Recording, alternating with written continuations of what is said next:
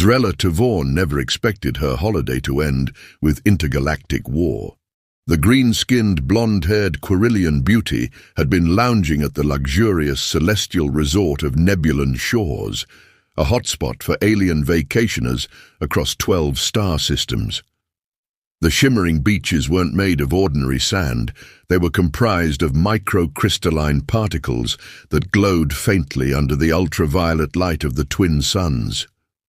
Tourists loved it, though many aliens found it mildly corrosive to their epidermis, which was part of its exotic appeal. That's when she saw him, the human. He was tall, scruffy, and oddly pale, standing out like a gelatinous glob in a vat of stellar caviar. He wore a T-shirt with the phrase, "I heart beer," written in galactic common, and his only luggage appeared to be a six-pack of suspiciously primitive beverage containers. "Ugh," Zrella muttered under her breath to her friend Florp. "Why do humans have to ruin everything? Look at him, sweaty, unrefined, and... what is that smell?" "Fermentation, maybe," Florp replied, his gelatinous form jiggling with disapproval. As Zrella sneered in the human's direction, she noticed he was watching her. He grinned, raised one of his beers in what might have been a greeting, and then proceeded to shotgun it with alarming efficiency. Disgusted, Zrella turned back to her drink. Typical, humans, especially the males of their species, would never touch those viral creature, even if it was the last male in the entire universe, if I ever... Before she could finish her synth fruit smoothie, however, the unthinkable happened. The sky darkened, the resort's energy shields crackled ominously, and alarms blared across the beach. A fleet of marauder ships appeared in orbit, their jagged silhouettes blotting out the suns. The infamous Marauder King, Zurgon the Unyielding, had arrived. "Attention, weaklings of Nebulan Shores!" Zurgon's voice boomed over the resort's intercom. "Your wealth and resources now belong to me. Surrender or face annihilation." Panic erupted. Tourists screamed and scattered like startled starfish. Zrella froze in place, her mind racing.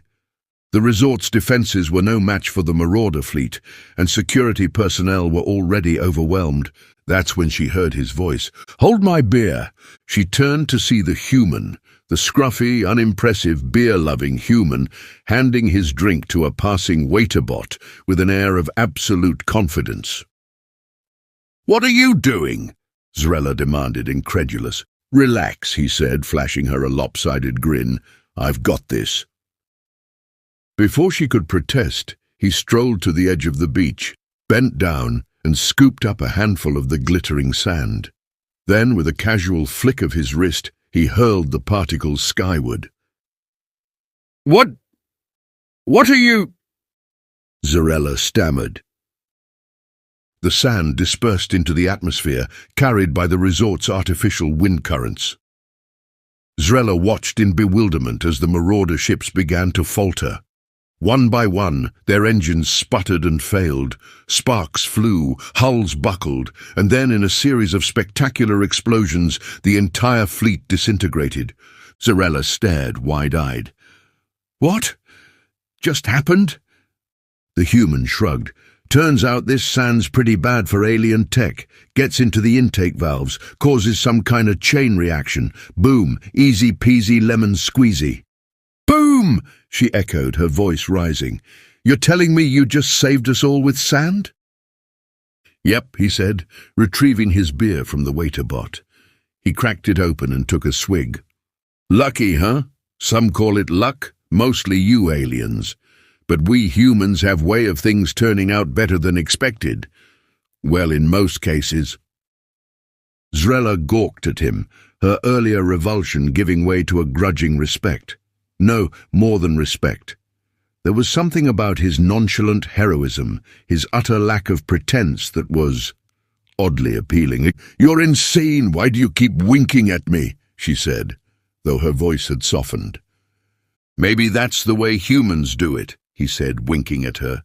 "Name's Jake, by the way. You?" "Zrella," she replied, a faint blush creeping over her green cheeks. "Well, Zrella," Jake said, raising his beer in a toast.